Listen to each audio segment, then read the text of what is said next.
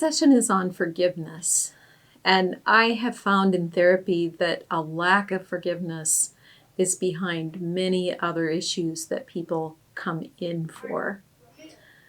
Research has shown that a lack of forgiveness can even affect people's ability to heal physically. Many cancer centers actually have forgiveness as a part of their treatment.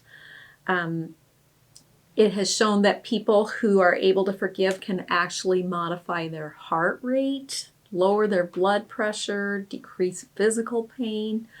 But I'd like to look first at some of the other consequences to mental health that occur with a failure to forgive.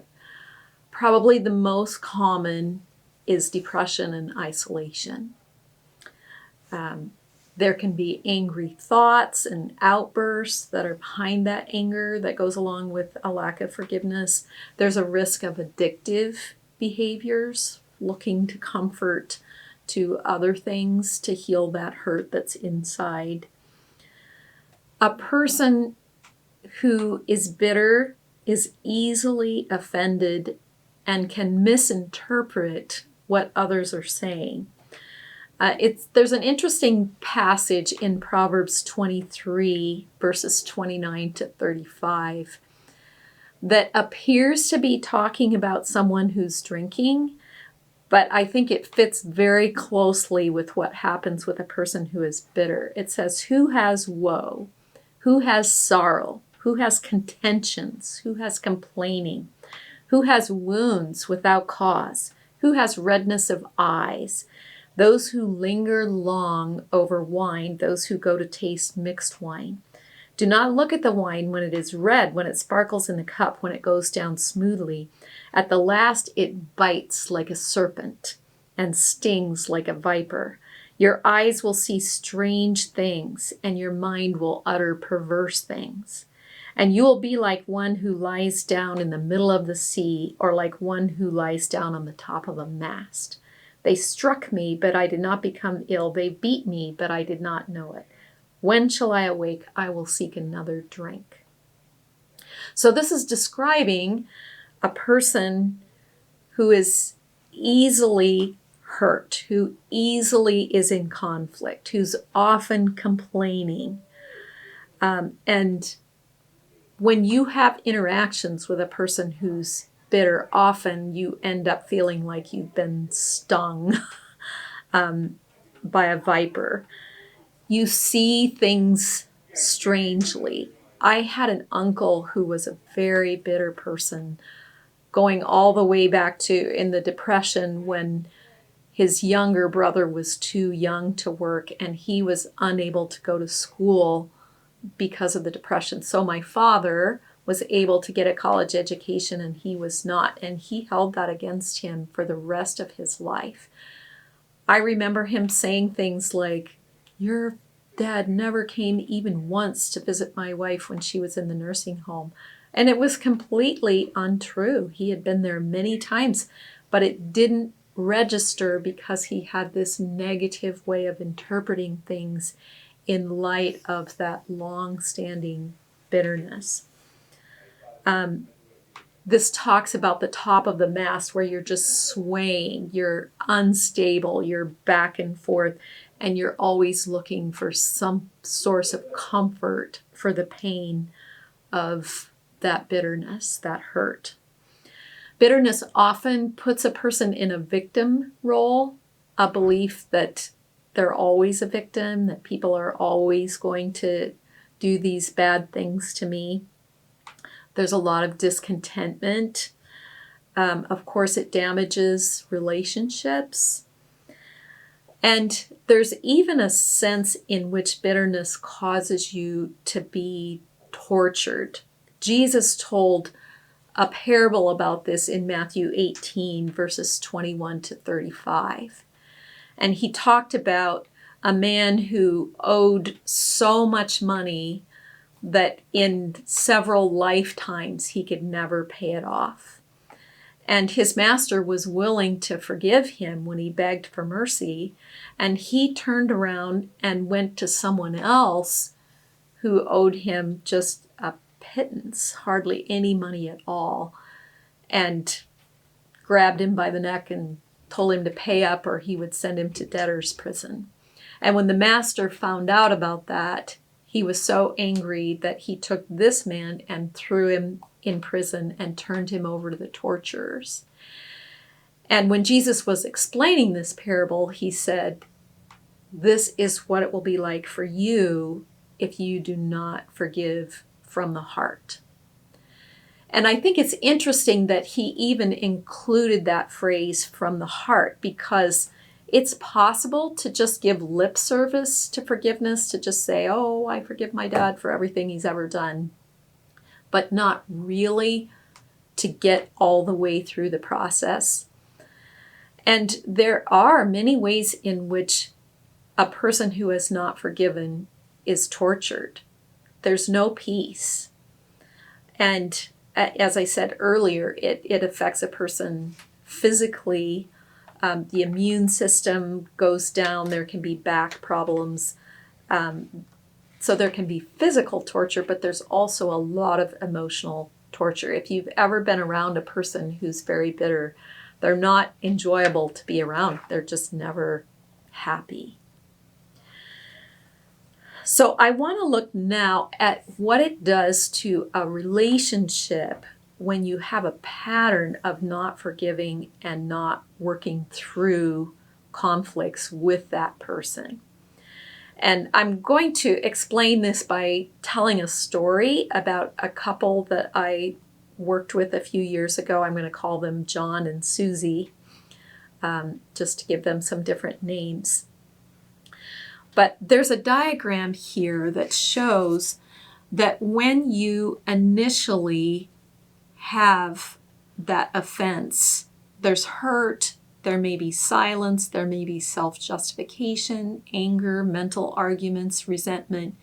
In this case, this couple got married when they were quite young, and she was hurt because he wasn't helping around the house. She wanted to do everything to make him happy, and her efforts never seemed to be good enough, and she was secretly wishing he would help more, but didn't do a good job of communicating that.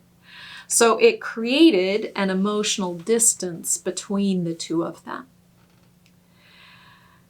And gradually, she forgave him, but never totally. After a while, they sort of got along better, but there wasn't the same oneness that they had before. And eventually, she kind of disregarded that breach in their relationship, but it was never fully healed.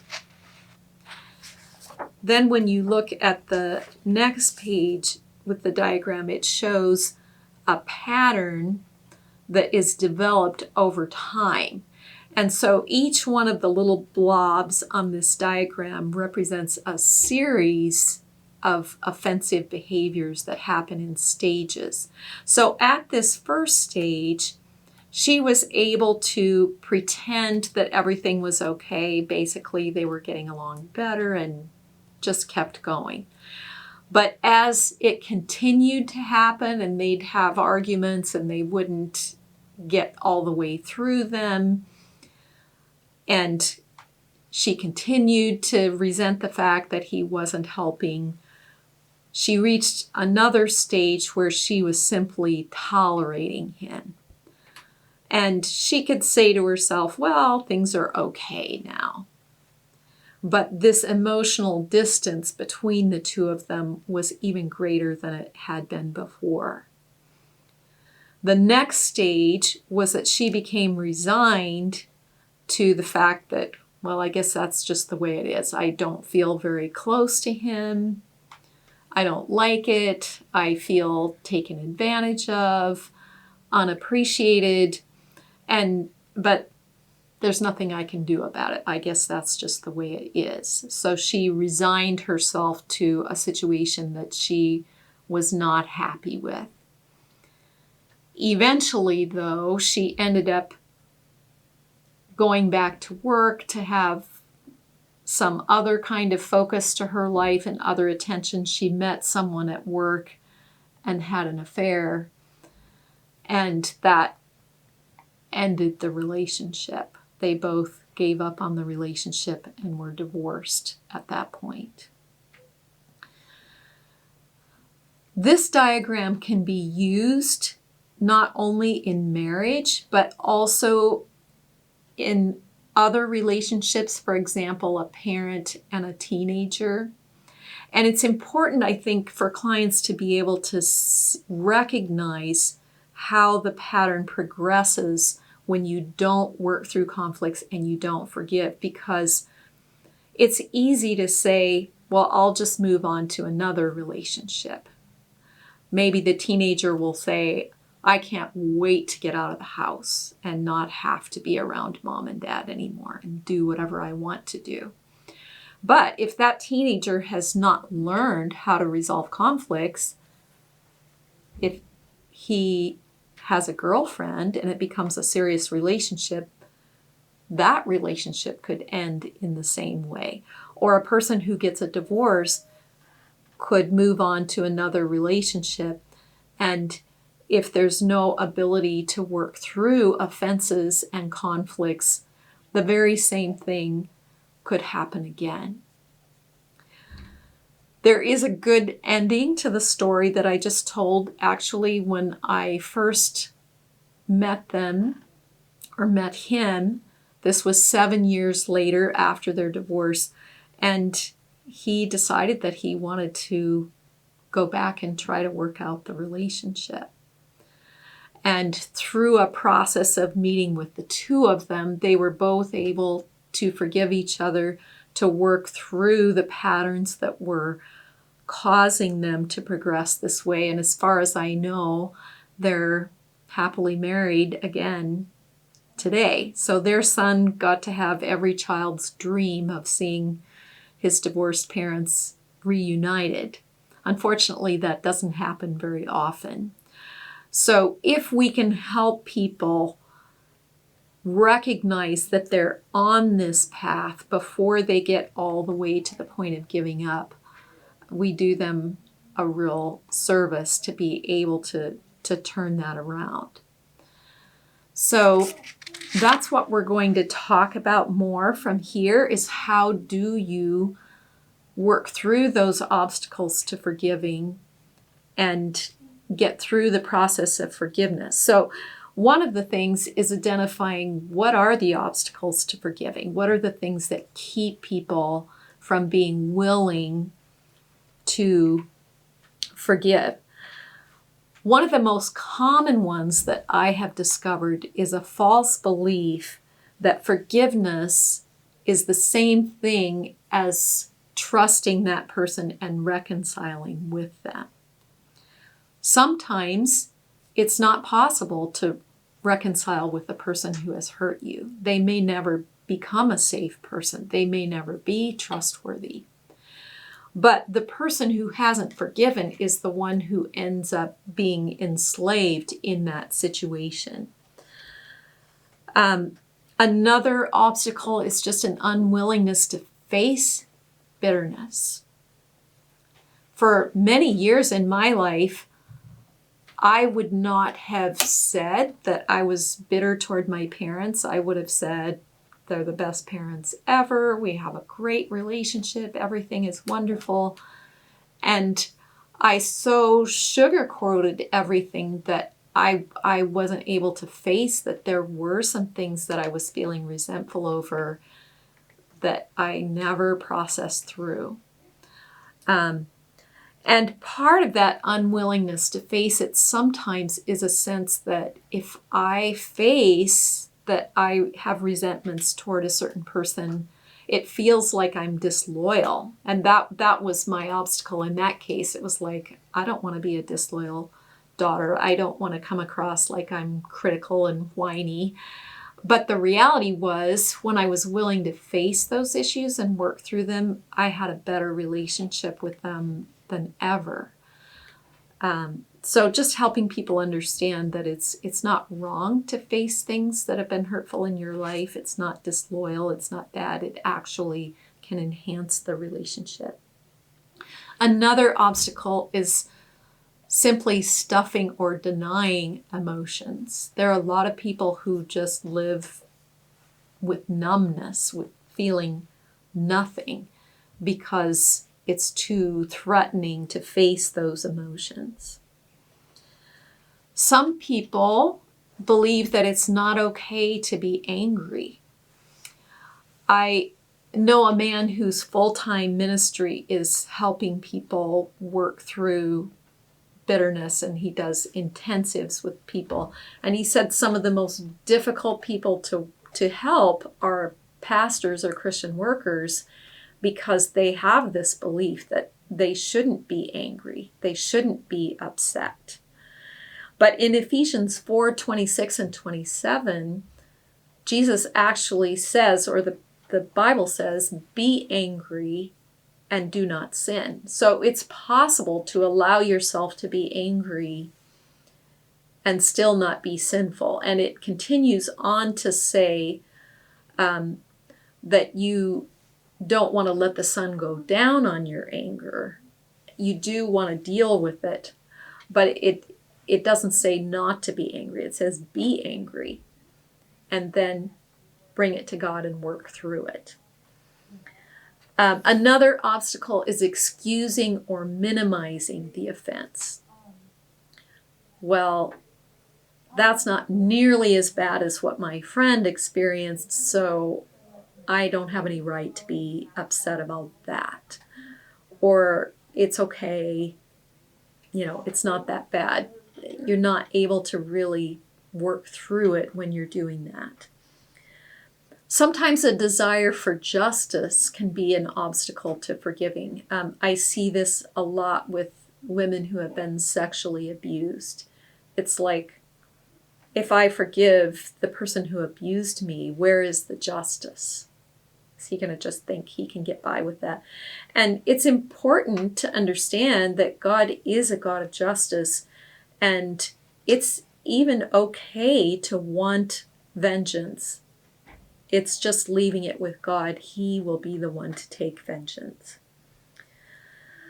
Sometimes there's a desire to seek material benefits from the offender, and so a desire to keep that offense alive to try to get compensation from that person.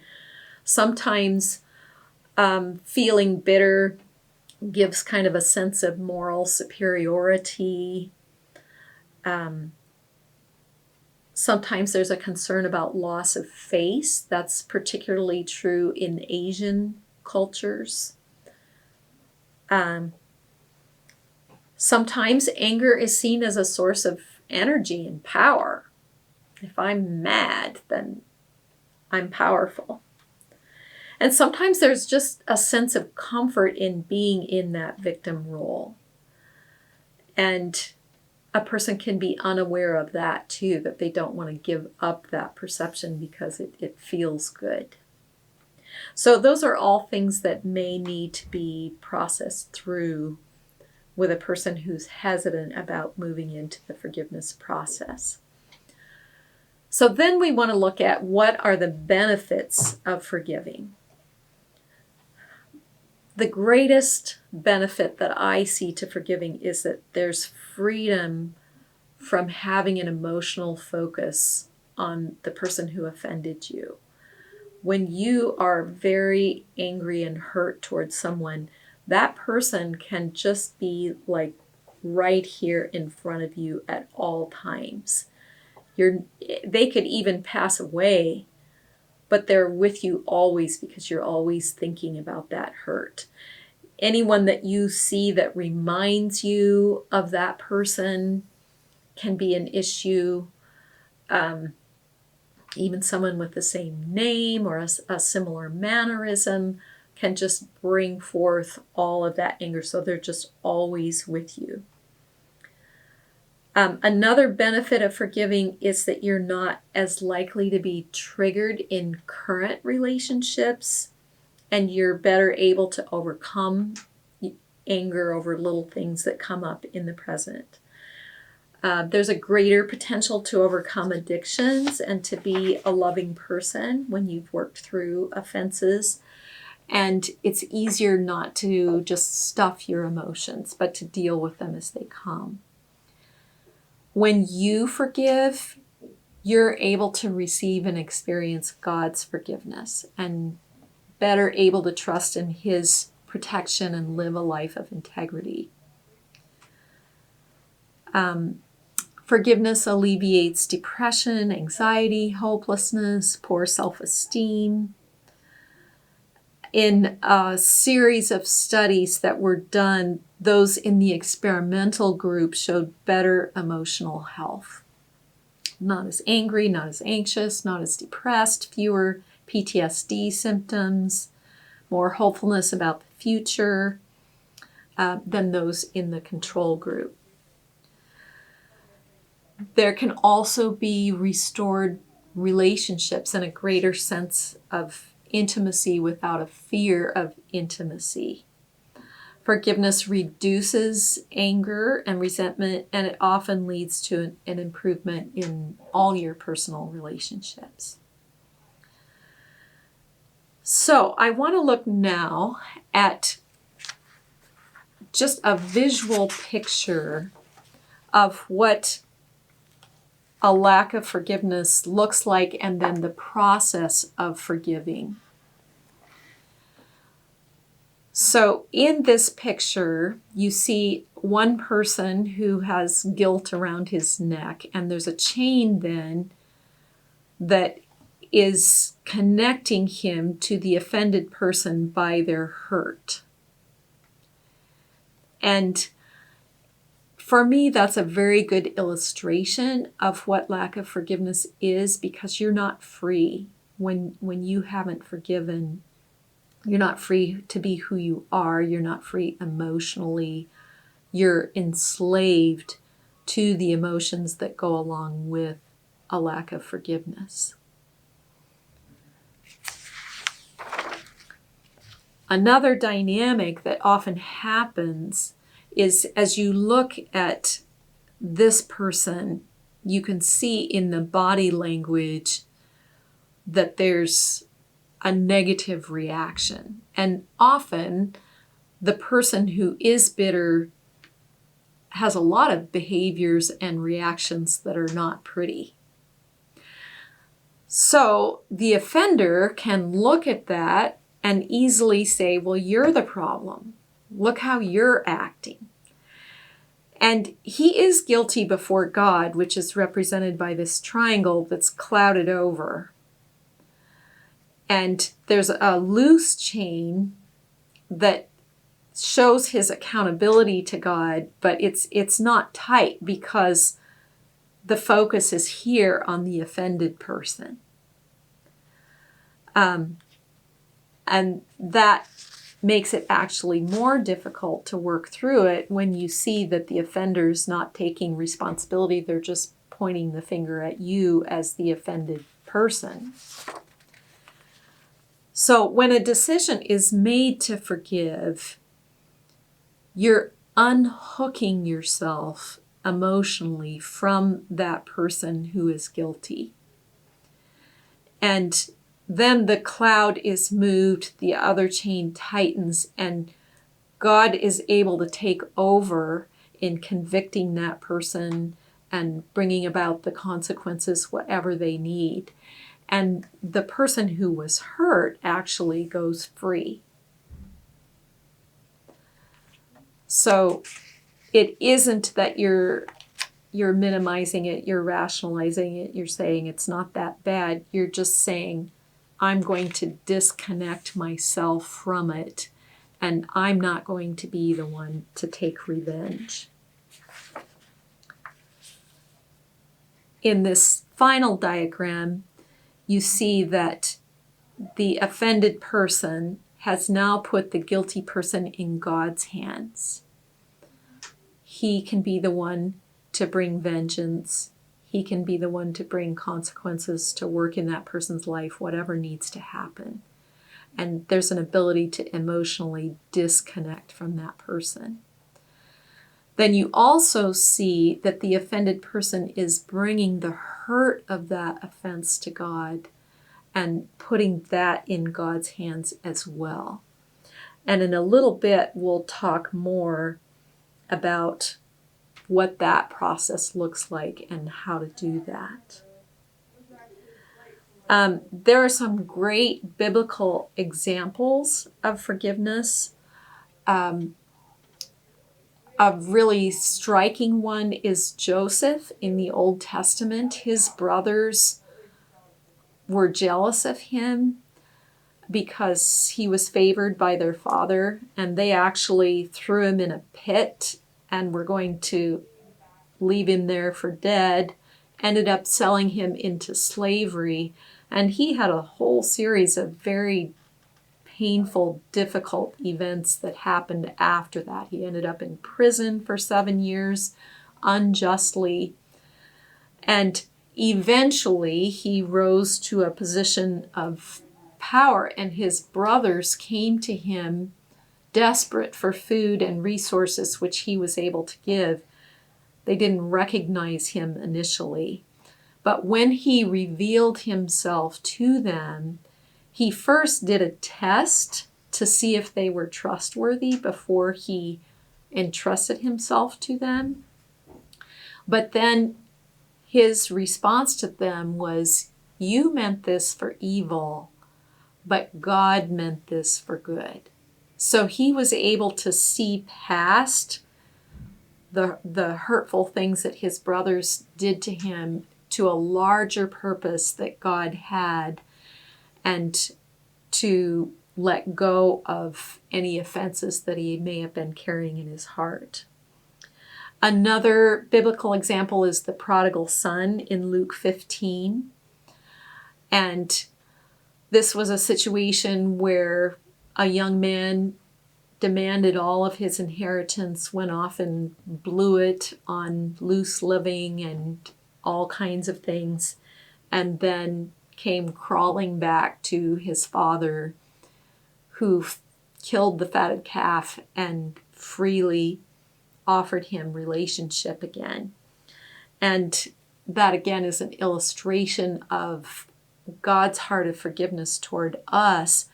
But there's also another character in the story, the older brother, who was not able to forgive his brother and was not able to participate in the feast and the celebration because of his bitterness. So that's also a picture of what happens when we don't forgive.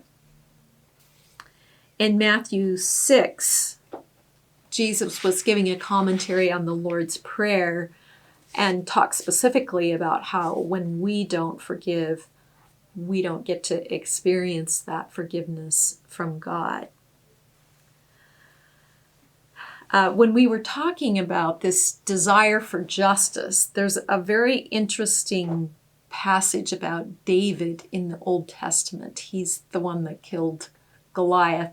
And later in his life, the man who was king was very jealous of him because he was very successful at war. And he actually started chasing him around, trying to kill him. So he lived several years just fleeing from one cave to another. And if you were to read in Psalm 109 the things that David was asking God to do to his enemy, you would be just shocked. Let me just find some of this for you and read you some of the things that he was asking for. He said, "May his days be few. May another take his place of leadership. May his children be fatherless and his wife a widow. May his children be wandering beggars. May they be driven from their ruined homes. May a creditor seize all he has. May strangers plunder the fruits of his labor. May no one extend kindness to him or take pity on his fatherless children." It just goes on, these awful things he's asking to have happen to his enemy. But he had two different opportunities to take vengeance and actually take Saul's life, and he chose not to in either of those situations because he knew that that was God's job, not his. And in the end, Saul and almost all of his sons were killed in battle in one day. And so the way in which God took vengeance upon Saul was much worse than anything David would have done. And we can allow God to do that too, with even when that desire for vengeance is there. It's okay to desire it, to desire justice. It's just God's job to do it. So once a person is at a point where they are ready to forgive, and often going through these diagrams can help a person recognize, okay, I don't want to be that person in chains. And after you've discussed some of the consequences of not forgiving, the benefits of forgiving, and there's this visual picture of what that can look like. There's also a step-by-step process you can take a client through in that forgiveness process. And this material comes from a ministry called Fresh Start for All Nations. But it's very helpful. There are 12 steps to this forgiveness process. So it's very thorough. It's not to be taken lightly. And the first step is just listing out who or what offended or hurt you. Choosing one, because you can't process a lot of things at once. Choosing one and then describing your thoughts about that person or situation. Then you have a list of feelings to help you identify how you were feeling as a result of what happened. And then you're asked to use those words and actually write out how that hurt has affected you, being very specific.